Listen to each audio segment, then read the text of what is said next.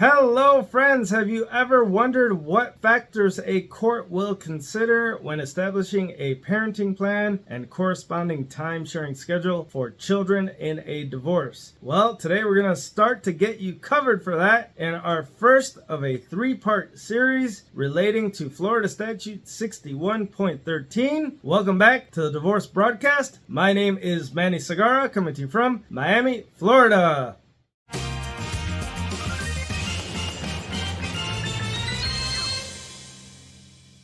All right, as I said, this is the first of a three-part series because there's a lot to cover when it comes to courts determining a parenting plan and time-sharing schedule. As a matter of fact, the statute that governs that is 61.13. The statute recently changed where there's a presumption of equal time-sharing. However, the court still has a lot of discretion. Remember that when a court considers a time-sharing schedule, the determination of the best interest of the child is paramount. And in Florida, the best interest of the child when it comes to a time-sharing schedule is made by evaluating all of the factors that are enumerated in 61.13, and specifically there are 20 of them. Yes, we are not going to cover all 20 of them today. We're going to cover a few today, and then on our follow-up videos we'll hit the rest. So let's jump right into it with the first factor that a court will consider when determining a time-sharing schedule, and unsurprisingly, it has to do with each parent encouraging a relationship between the other parent and the children at issue. The statute reads as follows: the demonstrated capacity and disposition of each parent to facilitate and encourage a close and continuing parent-child relationship, to honor the time-sharing schedule, and to be reasonable when changes are required. So we're going to give you first some examples of what not encouraging a close relationship between the children and the other parent looks like, meaning this type of behavior is bad, including the following. Number one, interfering with the other parent's court-ordered visitation or parenting time by canceling visits, arriving late, or not making the child available. Not good. Number two, bad-mouthing or disparaging the other parent in front of the child. This undermines the child's view of the other parent, and it is not good as well. Another example is withholding information. When one parent refuses to share important information about the child's life, such as school events, medical appointments, or extracurricular activities. For example, if there's a kindergarten recital and one parent knows about it and they don't give the invitation to the other parent, or if one parent makes a medical appointment and doesn't tell the other parent what the results were of the medical examination, or if there's any follow-up. Additionally, using the child as a messenger, another no-no when it comes to family court. Another example would be parental alienation. There's a lot of literature on parental alienation. It is essentially engaging in behavior which is intended to alienate the child from the other parent, such as making false allegations, manipulating the child's emotions, or attempting to undermine the bond between the child and the other parent. Oftentimes, it could be traced back to some resentment regarding the breakup of the marriage, or maybe even the person can't get over their own emotional issues and have refused to get therapy, and they take it out in a very negative way. Up next is denying communication, when one of the parents restricts the child's ability to communicate with the other parent, such as limiting phone calls, video chats, or written correspondence. This is especially acute when it has to do with the little ones, because the little ones, they're not able to call the other parent without the assistance of the parent that they're currently with. In addition to this, undermining court orders. If there's a court order that allows for visitation at a certain time or changes to occur at a certain time, maybe one parent fails to appear on time, fails to abide by the visitation or the time-sharing agreement, and refuses to adhere to some of these legally enforceable rights by the other parent.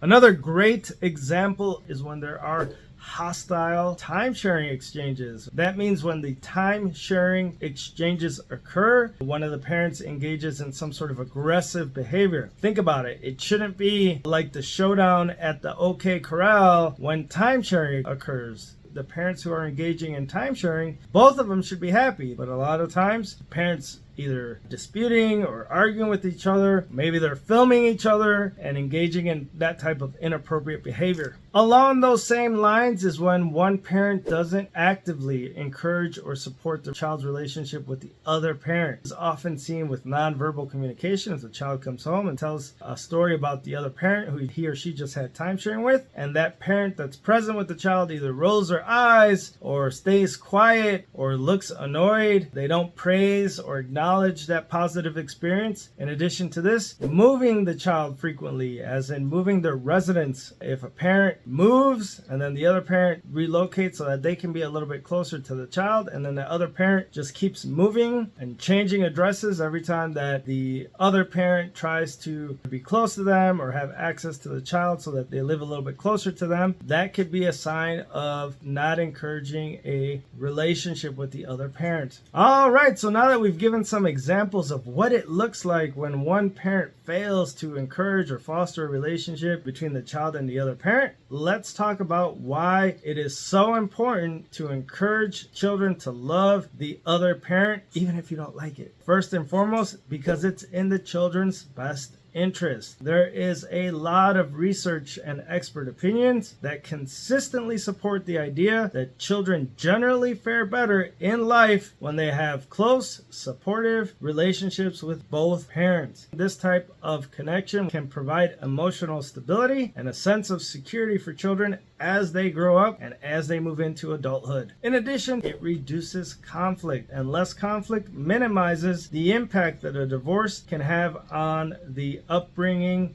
and the raising of the children that are involved as well. Let's talk about modeling healthy relationships. If the parents demonstrate cooperation, communication, and respect between each other, they can model this type of behavior for their children. And you know how children are. They're like little sponges. They soak up all of these lessons. And finally, maintaining a supportive network. They're exposed to both of the parents' network of friends and family, anybody that can help the children as life progresses. So it is very important for the parents to keep a unified front. All right, so let's get into the second factor as to what a court will contemplate when determining a parenting plan and time sharing schedule. And it reads like this: the anticipated division of parental responsibilities after the litigation, including the extent to which parental responsibilities will be delegated to third parties. So what does that mean? It sounds complicated, but essentially it means what decisions will each parent be making regarding the different parts of the child's life. For example, transportation. How is the child going to get transported to time sharing? Or how are they going to get transported to school? Another decision might be childcare and extracurricular activities. Is the child or children going to engage in sports, or will they be performing in art? In addition to that, who is going to be the parent that is in charge of selecting the children's school? In addition to this, medical and healthcare decisions, not just the checkup, but what if something unfortunate happens, or if there's a vaccine that's necessary that both parents don't agree to. Also, religious and cultural upbringing. A lot of times the court will consider which religious indoctrination the child will be able to be exposed to, or maybe they'll be exposed to both. Now we are coming upon the third factor that the court will consider when determining a parenting plan and time sharing schedule, and that is the demonstrated capacity and disposition of each parent to determine, consider, and act upon the needs of the child as opposed to the needs or desires of the parent. And for this one, I want to say, yikes! This particular factor is one that there's always a lot of litigation and discussion about. So we're going to go over some examples of when acting upon your own needs or desires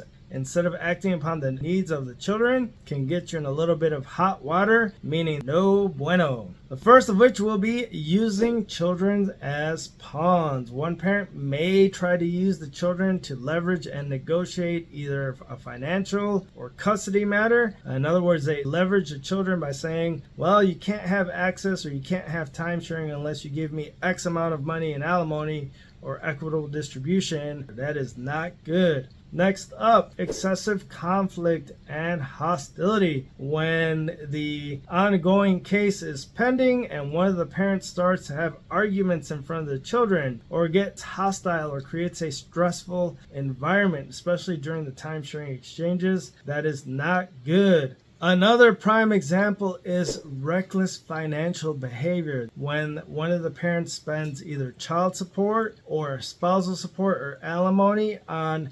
non-essential or irresponsible expenses. In other words, if they pay for either luxury goods or a nice car or a nice vacation, and meanwhile at their home they're getting either evicted or they don't have sufficient food or reasonable housing accommodations for the children. Maybe the child doesn't even have their own bed. That is not going to look good. On the opposite end of the spectrum is if someone buys some sort of luxury good like a boat or a new house and they fail to pay child support. Maybe they're going through a midlife crisis and they want to get this fancy car or this fancy motorcycle, but meanwhile their spouse who is waiting for alimony payments or child support payments is not getting any. Another example of the parents acting upon their own needs and desires instead of the needs of their children would be inconsistent or unreliable parenting. Either they consistently fail to show up, they fail to get involved in parenting decisions. Maybe they're always late for timesharing. Maybe they're missing scheduled visits with the kids. Maybe they don't go to the doctor's office with the children. Maybe they don't go to school meetings with the teachers. Also, disregarding custody orders. When they have a custody order of timesharing or visitation and they just blow it off.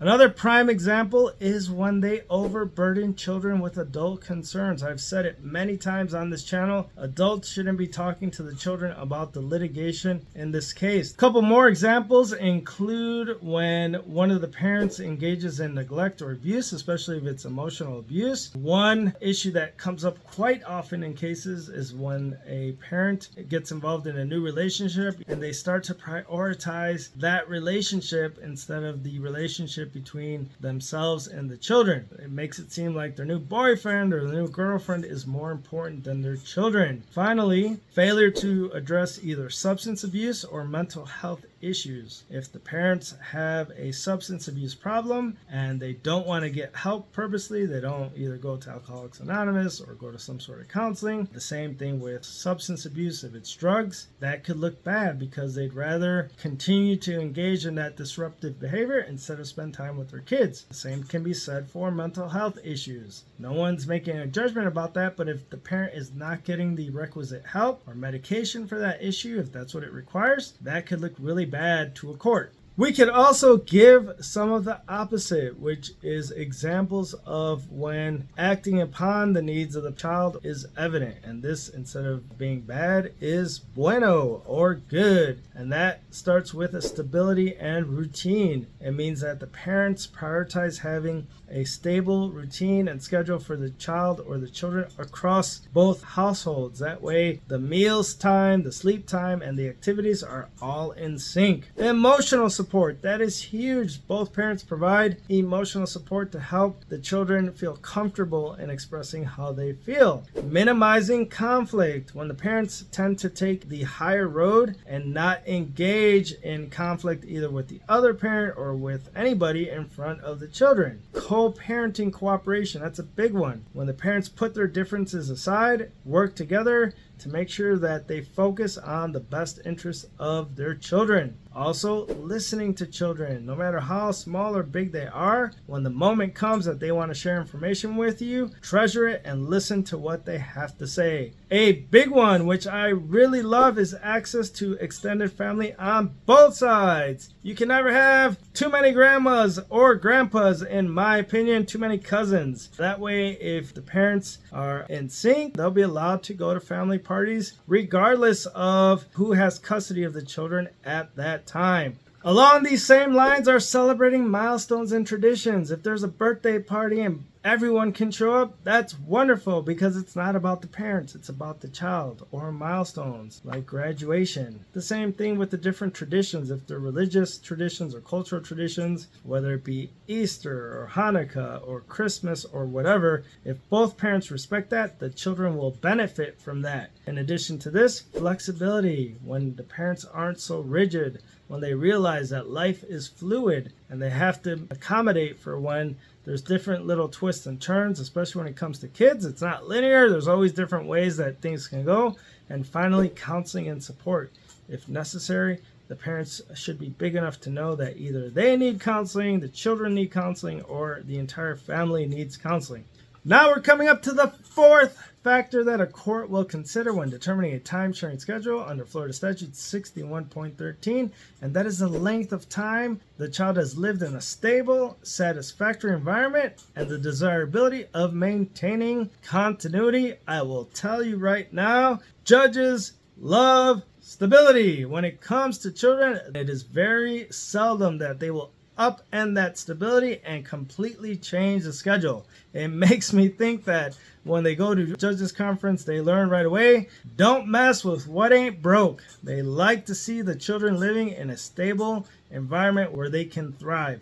Unfortunately, not everyone has that type of environment for the children. So let's give some examples of instability, starting with inconsistent or negligent parenting. Prime example, you're not showing up to the parent-teacher conference, or you've never met the school teacher. That is bad. If you never received the logon credentials to see what their school records are, or you're not a contact at the children's school because you decided not to do that, or if there's an emergency in which the children have to go to the doctor or to the hospital and that parent never shows up. Additionally, unstable living arrangements. Now, you don't have to live in a 5-bedroom, 4-bathroom mansion, but you do have to have a house that has a bed for the child, a place for the child or children to do their homework, a computer, internet, food in the refrigerator, and somewhere where they can use the bathroom and have their clothes washed in a safe environment. So that's important. It is more difficult when a parent comes to court saying they want more time with the children and they don't have anywhere to live, unfortunately. That's really bad.